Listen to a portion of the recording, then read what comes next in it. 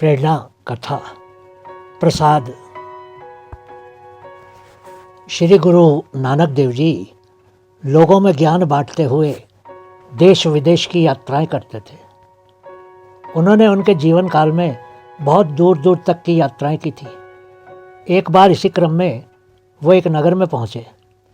उनके आने की बात सुनकर सभी नगरवासी एक जगह पर एकत्रित हो गए।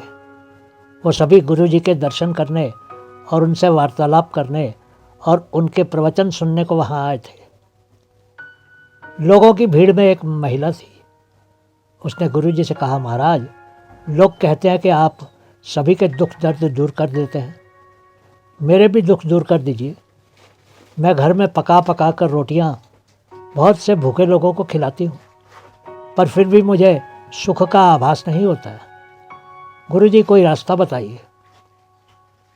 गुरु नानक देव जी ने कहा, तुम दूसरों का दुख अपने घर लाती हो, इसलिए दुखी हो। महिला भक्त बोली, महाराज, मुझे कुछ समझ नहीं आया, मुझे अज्ञानी को ज्ञान दो। फिर गुरु नानक देव ने पूछा, तुम जो रोटी लंगर में बांटती हो, उसके बदले में वहाँ से क्या लेकर आती हो? स्त्री ने जवाब दिया, सिर्फ आपके लंगर के सिवा और कुछ भी नहीं। गुरु नानक देव जी कहने लगे, लंगर का मतलब है रोटी खाना और अपने गुरु का आभार मानना। पर तुम तो रोज बड़ी बड़ी थैलियों में रोटी भर भर के वापस ले जाती हो।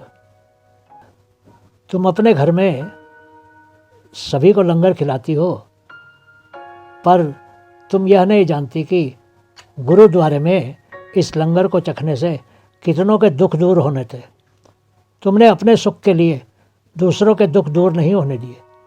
तुम लंगर से उनके सारे दुख अपने घर ले आती हो और दुखी रहती हो।